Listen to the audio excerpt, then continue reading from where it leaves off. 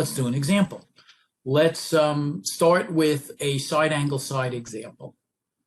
Okay, and what we've got here is when you've got triangles that have side angle side, what you want to do first is find the side opposite the given angle, because that's the only way that you're going to be able to get a pair angle and side opposite. So we first find the side opposite. Then after you've done that, you want to find the smaller of the two remaining angles.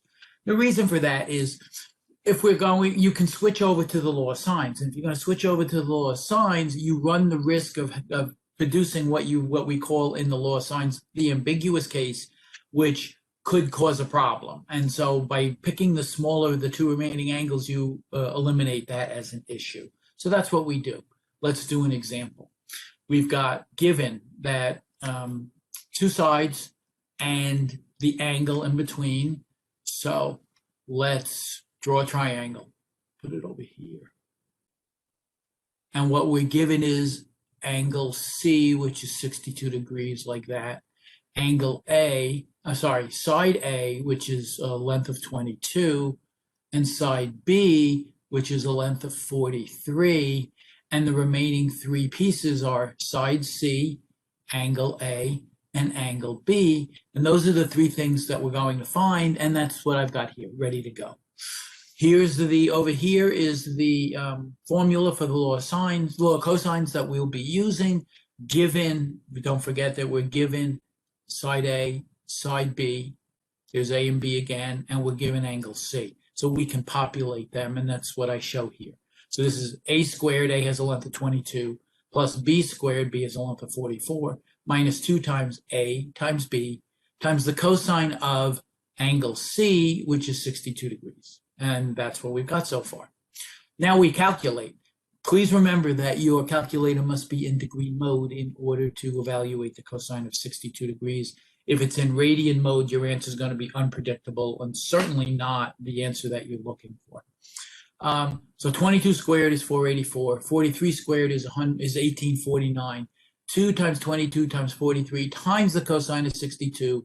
When you plug them into your calculator, which is the only way you can do that, you'll get 888.2401968. Please remember that when you are working with numbers that have many decimal places, you want to use as many of those decimal places. In other words, you don't want to re-enter it into a calculator. You want to use this number. Take advantage of the answer function that most calculators give you so that you don't retype it, and you certainly don't want to round it. Because what happens when you round it, or when you retype it, if you type it incorrectly, what happens is it creates a margin of error that may not be acceptable. If you leave this number in the calculator and then work with the other numbers and the number that's in the calculator, then you'll get an answer that will make you happy. Okay, so when I add those two numbers up and subtract 888 point I get C squared equals that number, 1444.759804. That's C squared. So what we need is C, so we take the square root of both sides. And when you take the square root of both sides, you get 38.009999609. That is the length of side C unrounded. I rounded it to 3 decimal places, and I pop it into my table. And there you go. And that's 38.010. That is a length that's not degrees, so I leave it in those units since we didn't identify units to start. Now, we have to find angle A and angle B. Those are the two remaining pieces of the triangle that we don't have. We have two ways to evaluate them. We can continue to use the law of cosines. In this case, what I normally do is switch over to the law of sines because it's easier. But when you switch over to the law of sines, remember that you're using a rounded number. You are using a number, 38.010, opposite angle C, 62 degrees, which introduces a small margin of error. Something we don't like to do, but we sort of don't have much of a choice here if we're going to switch over to the law of sines. So I'm going to use this. I'm not using the full one. We rounded it here, so I'm using the rounded one, as you'll see, plugging it into the law of sines. I'm looking for angle A first because angle A is smaller than angle B. Remember what we said. First find the side opposite the given angle, then find the smaller of the two remaining angles, and side A is shorter than side B, so angle A is smaller than angle B, so we find angle A first. Law of sines. So we have the sine of angle A over side A equals the sine of angle C over C. Angle A is what we're looking for. Side A we know is 22. Angle C is 62 degrees, and side C is what we just calculated. That's the rounded number 38.010. Now we're going to find sine A. So what I do is I plug sine of 62 degrees into my calculator, multiply that by 22, divide that by 38.010, and that gives me the sine of A equals 0.5110456996, as you can read.